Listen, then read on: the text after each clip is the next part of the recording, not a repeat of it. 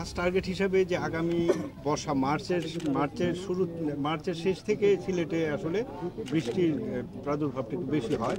তো তখন যে জলাবদ্ধতাটা হয় এটা নিরসনের জন্য আমরা ফার্স্ট টার্গেট হিসাবে চেষ্টা করছি যে এখানকার খাল, ছড়া এবং ড্রেনগুলিকে আমরা এই সময়ের ভিতর যদি ক্লিন রাখতে পারি তাহলে শহরে বৃষ্টির কারণে যে পানির জলাবদ্ধতাটা হয় এটাকে আমরা কিছুটা প্রশমিত করতে পারবো। স্যার আমাদের পরামর্শ দিয়েছেন যে এটা দ্রুত সিটি কর্পোরেশন উদ্যোগ নেওয়া উচিত, সেইভাবে কাজ করছি। এই কাজ করতে গিয়ে যেখানে আমরা দেখব যে অবৈধ দখলের বিষয় আছে, স্যারের নির্দেশনা নিয়ে আমরা মিটিংয়ে ডিসকাস করে ওগুলো সম্পর্কে আমরা যথাযথ পদক্ষেপ নিব। সরকারের আইনগত যে সমস্ত বিষয় আছে ওগুলো মাথায় রেখে আমরা পদক্ষেপ নেব। তবে সবচেয়ে বড় কথা হচ্ছে আমরা আন্তরিক এবং নগরবাসীর সহযোগিতা পেলে আমরা আমাদের কাজটা সুন্দরভাবে এই নগরবাসীর সেবায় আমরা আমাদের সমস্ত রিসোর্স এবং আমাদের সময় আমরা ব্যয় করতে আমরা প্রস্তুত। সিলেট শহরে 23টা আমাদের মেন ক্যানেল আছে এবং সাব ক্যানেল আছে আর 17টা আর কি। তা আসলে 2022-এর বন্যা এবং 2024-এর বন্যা বিগত সময় আমরা যে টাকাটি পেয়েছি আমরা আমাদের সিএস ম্যাপনে ক্যানেলের দুই পাশে ছড়া চিহ্নিত করে আমরা রিনিউয়াল করেছি। অনেক জায়গায় আমরা আসলে করতে পারি না। এইভাবে আমাদের প্রায় 20%-এর মতো জায়গা বিভিন্ন আমাদের চিহ্নিত করা আছে, ছোটোভাবে রয়েছে আর কি।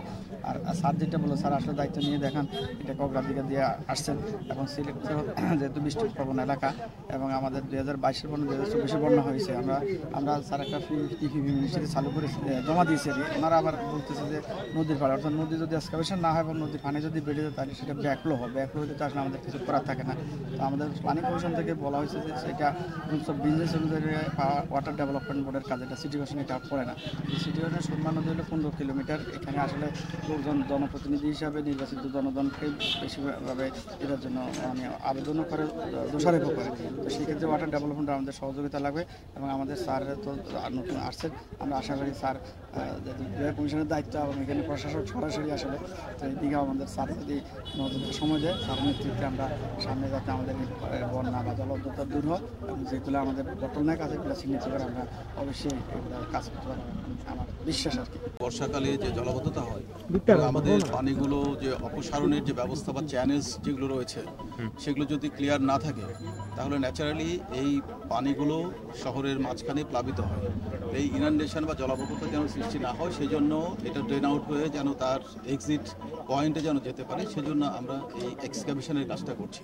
বোথ ম্যানুয়ালি এবং আমাদের ইকুইপমেন্টস আছে সেটি সহ আমরা এই কাজগুলো করছি এবং আমরা মনে করি আমরা এটা একটা পাইলট কর্মকাণ্ড হিসেবে আমরা আজকে শুরু করলাম।